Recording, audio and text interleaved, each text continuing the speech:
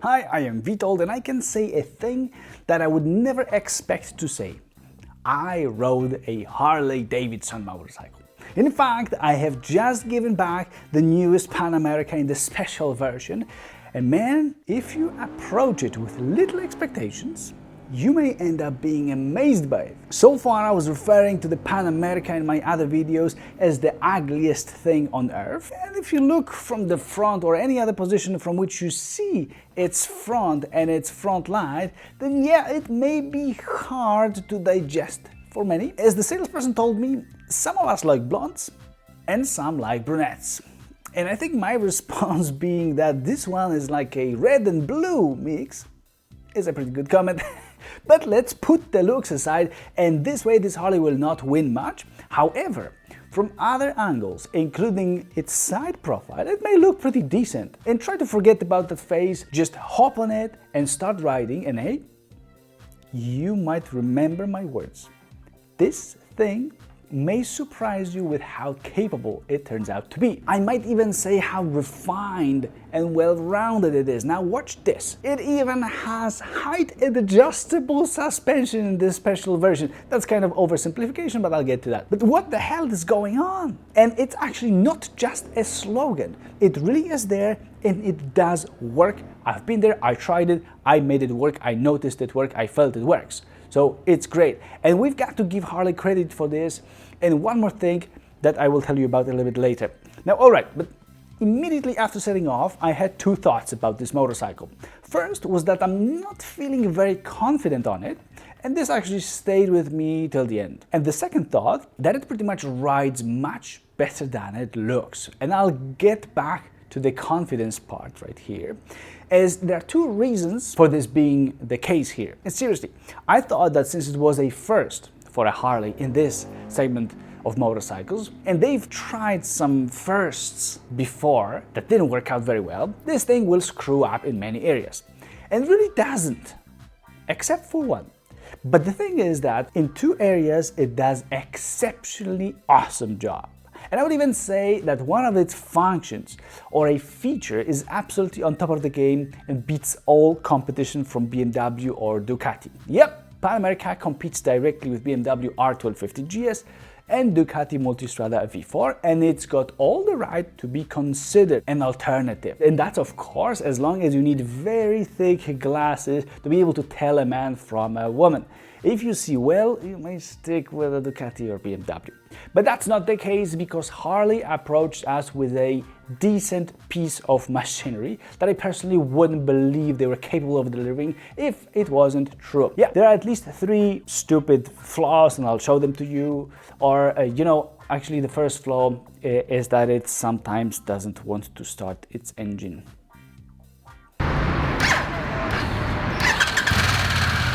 It happened 3 times to me, including once when the engine died on me when setting off at traffic lights.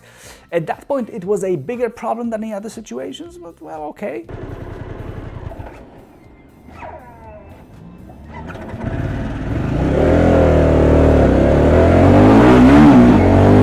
That's one flaw, and I've been told that it's something that is not so unusual for this bike. Doesn't sound so reassuring. So you basically press a button, hold it, the thing makes a sound and then does nothing. If you keep it down, it may begin to start its engine. No idea what type of problem it is, either electrical, software, or maybe a connection issue with the keyless kind of remote. The two other flaws I've got to show you on video, as after discovering one I was like, come on man. And after the second one, I couldn't stop laughing. That's how silly that one was. Let me first tell you about the thing that stands out in the crowd in a positive way. I think it's amazing and beats likely every single motorcycle in the adventure category. And going straight to the point, it's the electronic suspension. This bike, like many others, including its, let's call them a pretty equally expensive competition from BMW and Ducati, it has certain modes in which its suspension can work. Some things may be slightly different here, as setting a certain riding mode here. Not only suspension changes its behavior, but also engine changes the reaction to throttle. That is one thing, while the other is that you may customize 3 modes, and there's a lot of potential here. Now, the most important statement about it, this thing really works. This is the first and so far only motorcycle that I've ever ridden, and it's been quite a few, that has electrically adjustable suspension that does something. And I mean that. I could really feel a huge difference in the way it behaved in a predefined highway mode versus or then in a completely different setup in a sport mode. No BMW GS, no Ducati Multistrada will give you that. In those bikes you may use whatever setting you want and you likely will not manage to feel any difference. I've never managed to notice anything. Even if you do, it won't be big. Here the team at Harley-Davidson has outdone themselves. You can feel how the suspension sags and becomes springy in its soft setting like in this highway mode, and how it flies smoothly over the bumps. It's just amazing and it becomes super comfortable, and I would compare it straight to BMW R1250 but RT and not the GS here in terms of rear suspension comfort in this particular mode. I was really stunned. Then switch to the sport mode and it becomes really stiff, and you cannot make it go down too much just by pressing on it with your weight, while in the other mode it will behave like a waterbed. Huge respect to Harley for pulling that off. You've got two bikes in one and it's totally worth it.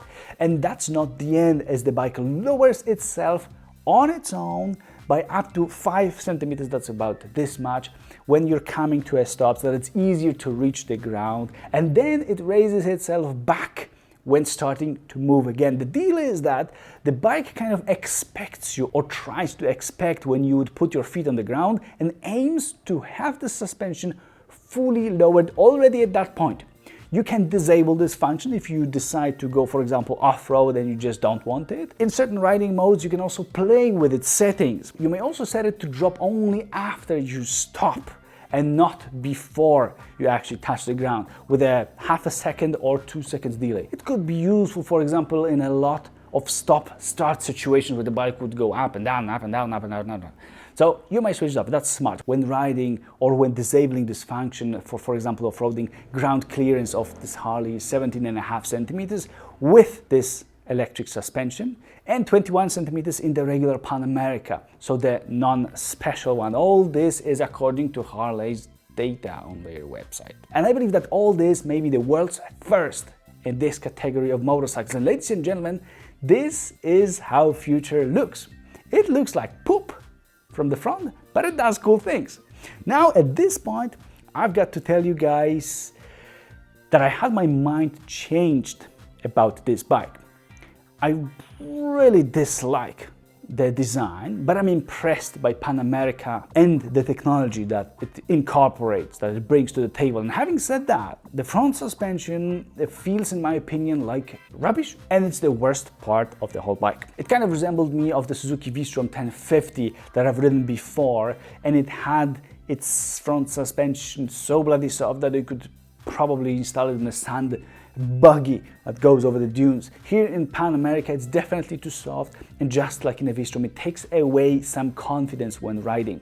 For some reason, mostly at lower speeds. And the other issue that I found here in the behavior of the front wheel is the whole, I would say, front suspension, the handlebar and their angles set up, that together makes a package that's not making you feel confident when riding. How does it look? Well, for some reason the front wheel is quite hard to turn left and right, not at a standstill. Then it's very hard. If you're riding slowly, it's still hard to move the steering wheel for some reason. Quite similar to what happens in the V-Strom, but worse. Here you have to struggle like I had to, or you have to be Arnold Schwarzenegger in his bodybuilding prime to deal with it with ease. Maybe it's the bearings, maybe it's the angles, but it requires a lot of force in the end of the day. So now if you need to pull and push with a lot of effort, you lose stability automatically and precision when riding such a motorcycle. And I believe that this was one of the two reasons for me not feeling confident enough on Pan America. The other reason was simpler. My seat was initially in the lower position. Being 183 centimeters tall or 6 feet tall, I was definitely sitting too low, with an impression that the handlebar is positioned like in some other Harley motorcycles of the chopper or a cruiser category. So with the handlebar almost above my head, I didn't like that. I didn't feel comfortable with that. And well, you guys just try to steer anything like this, you forget about any kind of control. It won't work well, and I felt it was kind of wrong for this bike. And later, when I raised the seat, it felt so much better. The seat itself was soft and comfortable. I think it was softer than in many other adventure motorcycles today, and I wish it was overlapping, kind of like wrapping over the tank a little bit more to fully wrap my also whatever parts of body in all that softness. So if you're about my height, I suggest that you put the seat in its taller position. It's then at 87.5 centimeters, which sounds surprisingly high, especially when you learn that the lower position is still high at 85 centimeters. I guess that may be having something to do with this automatically lowering and raising suspension. What's funny is that in other bikes at 85 centimeters, I would be totally fine. Interesting, but keep that in mind if you feel that something is wrong there on Pan America when you're sitting or riding it. It may be this. Also, in the lower seat position, my knee angle was simply uncomfortable. I remember the relief after sitting back on the bike with the seat in the taller position. My Pan America Special was equipped with remote start, which was a cool addition. It just is a shame that it doesn't have keyless fuel cap. The same strategy as our friends at Ducati implemented. So BMW for the win right here, as they've got the truly keyless system, and huge props to them for that. Pan America's brakes also weren't feeling the best. One of the reasons was that the bike's nose was diving, so the front suspension, that's not helping to control the motorcycle. The rear brake, and that's funny, felt like it wasn't even there at all. Pressed all the way, not much would be going on.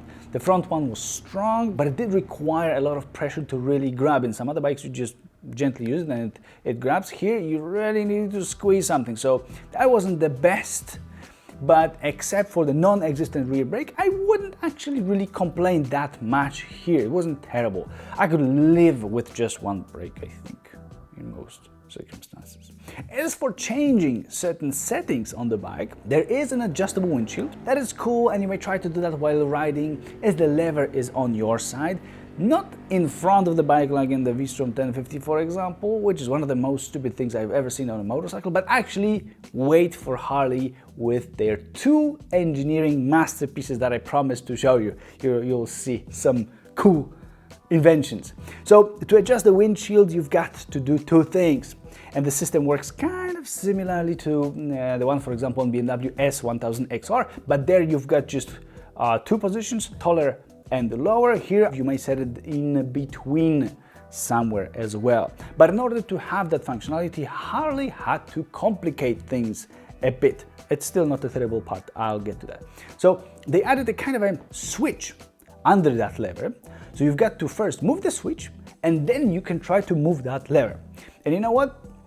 I could see that it is a bike for a true man, as that lever works pretty hard in general. And it makes it even more difficult to move when riding, especially that you've got to hold that additional switch at the same time to have the windshield moving. So yeah, not the smoothest solution, but manageable. Start going to the gym right now, guys, if you are planning to get Pan America. Now, two extreme positions of the windshield do feel differently, but none of them provides enough cover for me to actually be eager to ride over 100 kilometers at once with the wind hitting my helmet. It is pretty loud behind it with the wind hitting your helmet, so not that cool. There's no terrible turbulences though, so I would say it's just like in the competitors, maybe a little bit kind of like on the downside, maybe, but just a little bit, a tiny bit. Now, where Harley screwed up and left me laughing out loud. In the Pan America Special version, you get those nice handguards. They look nice, and I would like to have them in a bike myself. The thing is that they take some space around the handlebar, and with the windshield in the higher position, when you fully turn the front wheel left or right, which you don't often do, I get it, but then the handguards hit and collide with the windshield, bending it every freaking time. That's so stupid and that's so hilarious. What? Did they forget? Did they engineer it without the windshield on? Like, haven't they checked it afterwards? It's done purpose maybe, to remind you not to turn the front wheel any further because it's the end of motion anyway. In the standard Pan America, you won't have those handguards and there is no collision. Come on, Harley, you little brats playing tricks on us. Yeah, because there is one more trick actually that they've prepared, and that's the second thing that left me amazed with the engineering ingenuity. If your Pan America has a center stand, which in the special version it will have likely, you will realize that Harley is really a bike, guess what? For a true rough and reckless man. Once the Harley is standing on the center stand, you will realize that you cannot kind of get rid of the side stand, you cannot fold it back because it collides with the center stand. There isn't enough space to fold it back. Now, since we are here, one last fail is the rear rack with handles for the passenger and a top case mount, which is seeing for the, I guess, first time in my life, made out of plastic. Come on. What kind of weight and cost saving is this? Just take a look yourselves. How do you think the passenger on Pan America would feel holding that? Would you put your new MacBook Pro into a top case attached to this plastic thing? It's twisting even when you grab it. Oh, and one more complaint that I always have when I'm comparing almost anything in the category to the BMW GS. Where is the bloody drive shaft? Why would Harley not use what they themselves have already and put a belt on this adventure motorcycle? Nobody has done it. I am convinced that there is a reason, I just don't know why. But this would make it even more unique. I could understand Ducati's arguments about weight savings, comparing drive shaft with a chain drive, less power loss and likely just cost saving because they wouldn't have to develop anything. It's just that Pan America and Ducati's Multistrada model are more expensive than, for example, BMW GS, which has the drive shaft. So what the hell? And there's a perfect reason why I'm totally convinced that Pan America should have a better, more comfortable solution than a bloody chain. And that's because of touring. It's just so much more comfortable. And this is gonna be a very good touring motorcycle. I think this is its purpose. Now let me tell you about the engine and performance. It is important in this class of motorcycles. Competitors can be quite powerful, and so Harley made a decision to go all in as well. And that was a great decision. We've got a 1252 cubic centimeter V twin engine, so 2 cylinders. There's 150 horsepower and 128 newton meters of torque. So one may say that it's perfectly between BMW R1250 GS and Ducati Multistrada V4, and I can confirm that. It provides more X factor when accelerating than a GS, and seems to pull almost as nice as Ducati Multistrada thanks to having some more torque than the Multistrada. Multistrada has 170 horsepower and 114 newton meters. BMW GS has 136 horsepower and 143 newton meters of torque. Out of the three, I think I liked Harley's engine the most, of course with an exception of not willing to start part, but it's smooth. It pulls well right from the bottom. It stays flexible also at low speeds and high gears. I think it does a significantly better job than Ducati in this area because the V-twin having more displacement and having more torque. At the same time, it's not as flexible as the GS, but it's definitely not bad. I really had fun accelerating this motorcycle, and I would say that it was way less tractor-like than a BMW's GS's Boxer engine. So overall, not like an old brutal and shaky twin, but a brutal twin with good manners. Traction control was doing a decent job, and here I was feeling safe when I was doing quite, let's call them aggressive maneuvers. I could feel that traction control was working all the time, and it was doing pretty fine. So yeah, the power is here. That's nice. And the sound is also here in my ass. Finally, someone who stays loyal to a proper V2 engine aside from KTM and Suzuki V-Strom. On the cold start, the bike is loud and you've got to, shout to talk over it. Then it becomes more quiet to eventually stay very quiet when riding. And aftermarket exhaust would be the first accessory to add to it, no questions. Damn, it is a bloody Harley-Davidson, but is it really behaving like a Harley? No, damn it, it's not. Just take a look at this. So Harley-Davidson, a brand that is known for ruthless motorcycles, for true men with beards longer than mine, with bellies also larger than mine, or larger than myself as a whole, and as much hair on their heads as on the palms of my hands, they put a rev limiter so that you cannot rev the bike higher than 4,000 RPM.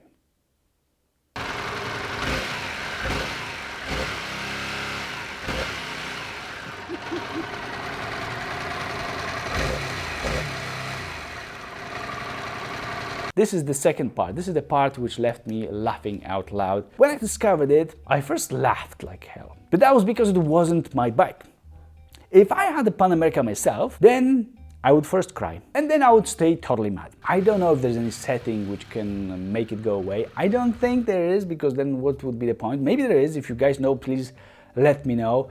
But I don't understand why they would be preventing people like myself from enjoying themselves with one of the very few left proper V2 engines on the market. I guess it cannot be just too perfect.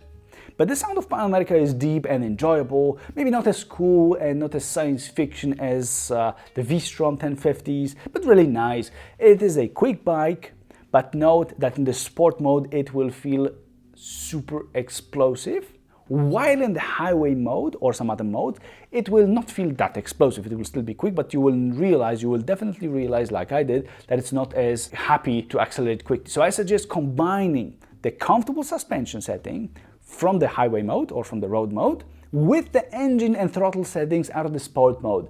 I would really freaking enjoy that myself. That would be a perfect combination to me in this bike. This is the part where I can finally say that I would really enjoy riding such Pan America on a long trip at high speeds. And that's the case here.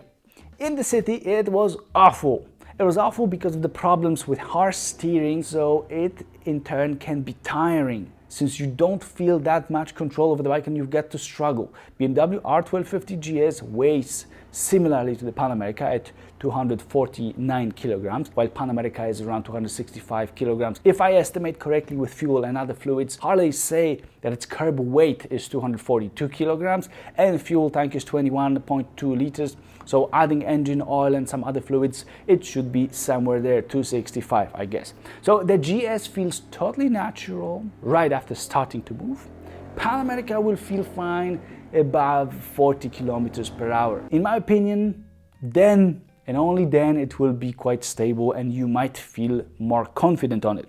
That's how I feel about its handling. So riding in the city doesn't seem to be a cool option in this particular case. This led me to the big conclusion that it is an entirely touring motorcycle meant for long rides outside of the city. And I also had a very strong feeling that I would never ever take it off the road, while I took even a sporty BMW S1000XR for a few meters on the dirt. With Pan America, I would actually never attempt to do it. So I actually thought that in terms of use, it should stand head to head with touring bikes like BMW R1250 RT, which also lets you stay in a comfortable upright position, but it's like a cruise ship and you wouldn't want to take it off-road just like this Pan America. I believe that this may be a useful observation for many of you guys if you're considering a Pan America or you're looking for a kind of bike that would be super comfortable for longer rides and you're not really riding in the city. In the beginning, the bike was kind of confusing to me as it felt like nothing in particular, almost like without character. I guess this was because I had completely different expectations than the reality in the end turned out to be. There is some of Harley's cruiser and this very comfortable tourer heritage in it. Once I understood it and rode more in higher speed situations, it started making perfect sense. And I believe that it could be really good, enjoyable, unreliable and ugly tourer. Unless all you care about is that it doesn't have a BMW-like beak in the front, you know, this hanging thingy over the front wheel, then you might find it actually even more cool. If you take a look at the display, it's got black background, which may look cool, but may seem also a little bit too dark on a bright day. In practice, it was okay to see on. The menus were pretty clear, and navigating isn't too much complicated in my opinion. but there is a lot of stuff going on the screen, including totally useless information, to the point that it took me some time to actually realize that there is a clock that I've been looking for a moment. A clear sign that there is a little bit too much there, like voltage. Who care about voltage, or if the engine's 104 or 105 degrees hot? I'm not sure. And I couldn't really successfully read the rev counter at all. This is shit and useless, let me tell you that. But you can tilt the screen if you want. If you want it like this, you can do it. If you want it like this, you can do it. What you guys won't be happy with is the dumbest indicators switch ever, even worse than the Yamaha Tracer 9 that I've been complaining so much about recently in the previous videos. This one here is well exposed, no problem like that. It moves left and right, but when it comes to switching the indicators off and pushing the button to do so, which is perfectly fine and works in most motorcycles like this, it's like half a millimeter of movement with no click.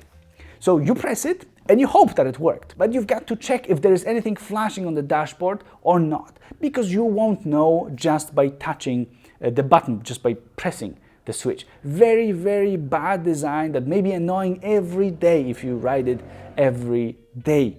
This has to be changed, in my opinion. That's a flaw in my eyes. Another thing is that to me the movement of the throttle was way too much.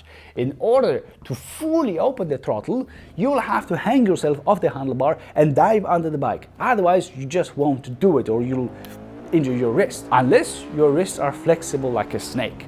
Also, if you connect your intercom, so the talking device, the voice operating device to the bike, you may operate it from the handlebar on the right side of the bike. That's pretty cool. Now another compliment is coming, because it was pretty warm when I was with the Harley. It was like 23, 24 Celsius degrees and lots of sun. I sweated everywhere, but I didn't even hear the fans on the bike. Yes, it was burning my butt after a few minutes of waiting at the traffic lights. It happened a few times in a row, but once I would start riding again, even for a few hundred meters, it was improving a lot. So I was impressed with its heat management, much better than some other motorcycles. Every bike will get hot, but we know from Ducati Multistrada V4's example that some get hot even if it's not hot. As far as equipment goes, you've got to go for the model with the adjustable and at the same time height adjustable suspension. So the special version. I don't see the point in getting anything else, in getting the standard Pan America. You're paying a lot of money for those bikes, so pay for something that will at least be fancy. You're getting some other cool things as well. You always have an LED front light, and then the special gets this one additional cornering one on top. There is cornering ABS. There are integrated brakes that here may mean that if you use the front brake, the rear one also engages. I asked about it, and that's how it was explained to me by Harley's representative. There is traction control, there are riding modes, there's this hill start assist, so the bike holding the brake on its own to help you set off, not roll backwards. There's wheelie control. You may get cross spoke rims and some other more simple equipment options. And I'm thinking that with the price difference not being relatively that large, I would say definitely, absolutely, whatever else, go for the special version because of its suspension. It's totally worth it in my opinion. And to finish off, because yeah, I was excited more than I could ever expect, Harley-Davidson Pan America in the special version is full of really great, useful and fun features, like its suspension. There's plenty of power, there's super smooth highway ride mode and good control at higher speeds. It is not meant to go slowly, clearly, and it feels unhappy when doing so. And it makes the rider not happy about it riding in the city as well. Hot chicks on the streets will probably not like it. It's got a weird face, but it looks decently from the side and actually very much like a traditional Harley-Davidson motorcycle. So if you expect to ride outside of the city, will manage to convince yourself that it's not ugly but simply follows a Robocop style and you are a Harley-Davidson fan at the same time, then I would say, why not? Go for it. Maybe not if you plan on riding very much, as those indicators and failure to start the engine may piss you off a lot, but otherwise I see it as a powerful entrance to the segment by Harley-Davidson brand, and I am wishing them all the best because they've brought some well, others will have to update your game. I'm giving this Pan America Special a rating of 6 out of 10 on my recommendation board. The engine, sound and suspension are brilliant, but I myself think I wouldn't spend so much money on it with some of the mentioned flaws and this front-end design. And that's it from me, guys. Cheers!